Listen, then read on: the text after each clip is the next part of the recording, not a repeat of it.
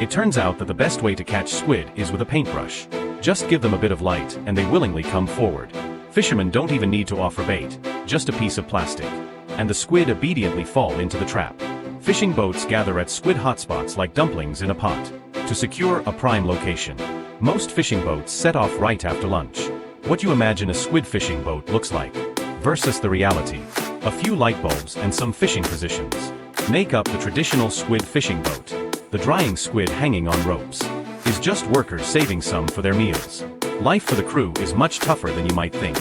Here only older folks are willing to do this work.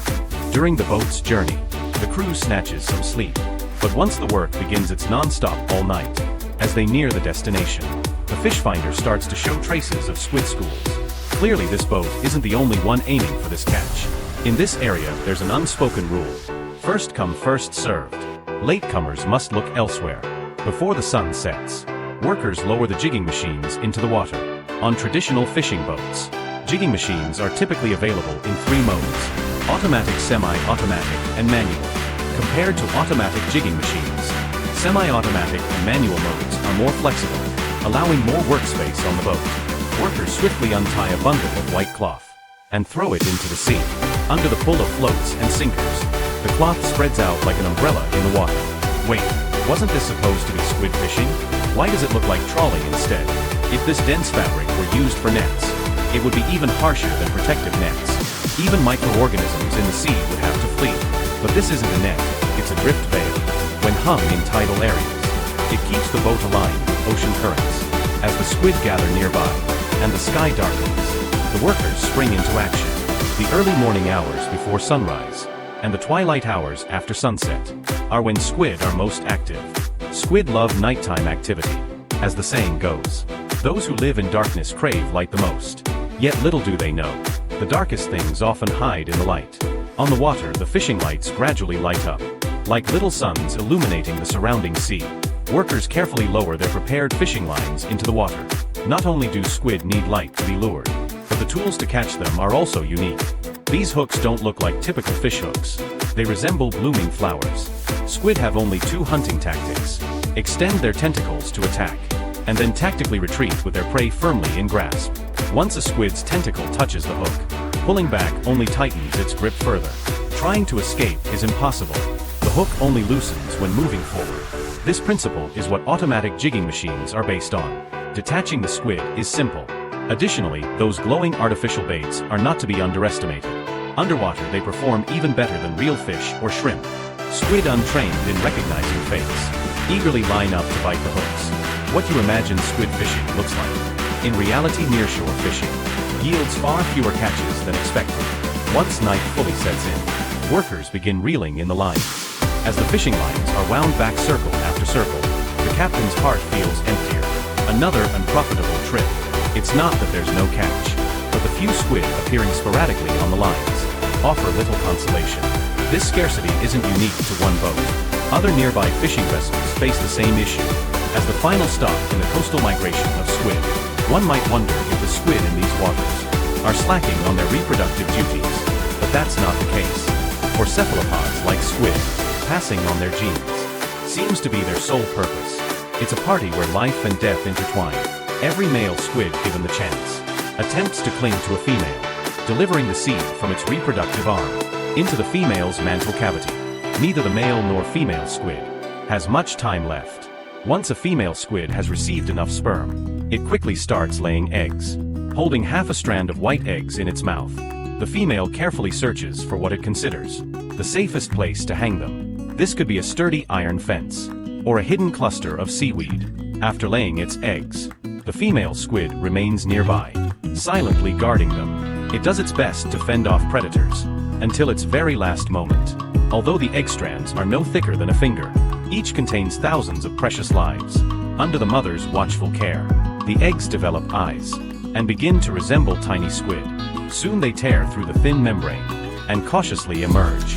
After a puff of white smoke, they pass over the bodies of their parents, and disappear into the vast ocean. Don't be fooled by their fragile appearance. Their remaining time is actually quite limited. If all goes well, they will return here in a year, to repeat the journey of their parents, as is typical of many large marine species. A single female squid can lay over 100,000 eggs at once. Despite their best efforts, they still cannot meet the demands of the consumer market. It must be said, the catch from the fishing lights is truly pitiful. Sparse squids dangle on the fishing lines, swimming aimlessly. The jigging panel is removed, and the squids fall through long pipes into water basins. In calm seas, the catch may be small, but the freshness is guaranteed. If all goes well, these squids resting in the basins can survive until they reach the shore, to at least cover the fuel costs. The captain has no choice but to send all the workers to the front lines. The lucky ones get to use semi-automatic jigging machines. For the rest, it's all manual labor. They cast the fishing lines and reel them in by hand. This is true hand jigging, grabbing each squid with precision and removing it from the hook in just 1 second. Although this action looks simple, it's actually quite risky. While squids might be soft-bodied, their beaks are extremely tough and sharp. This beak, constantly chomping up and down, is capable of precisely cutting through flesh, and it can even inject venom at the same time. Squids can catch prey as large as themselves, including members of their own species. The potency of their venom should not be underestimated. Some powerful squids can even turn a piece of chicken into mush. For every squid caught, workers press a button on a machine. This not only tallies the catch but also measures their skill. Even with manual effort and added machinery, the catch is still disappointing. To boost morale among the crew, the captain reluctantly grabs a few squids, cleans them thoroughly, and prepares them as sashimi, served with their favorite pickled vegetables. For those who make a living at sea, fresh squid sashimi was once an endless supply. Now it's become a delicacy reserved for the privileged. Once they step off the boat, even the workers themselves hesitate to buy it, as it has become a luxury item. The crew eats large bites of rice and sashimi, knowing they need to replenish their energy and gather strength for the second half of the night. Not long after the meal, work begins again. 2 a.m., 3 a.m. These elderly fishermen never stop their movements. What they pull on with all their might isn't just the fishing line, it's the weight of responsibility and life. Years of hand jigging have left them physically and mentally exhausted, and many suffer from joint pain and other occupational diseases. Into the late hours of the night, when their bodies can no longer keep up, some workers momentarily pause, but as soon as they wake from a brief rest, they immediately resume their work. As long as they're alive, they keep going. Life must go on. As the sun rises above the horizon, this fishing trip finally comes to an end. But the work isn't over yet. The workers record the number of squids they've caught on a whiteboard and sort them by size. Every piece of squid lying flat may have been tenderized. The workers send all the harvested squids to the dock. Despite a night of toil, the squids in the large basins remain fresh and lively, still jumping energetically.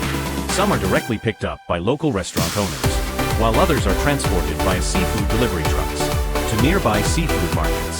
To ensure that distant customers can also enjoy fresh squid, the workers lay the squids on ice in foam boxes, seal them up, and ship them nationwide via cold chain logistics. Locally, squids can be eaten raw while still lively, or steamed directly.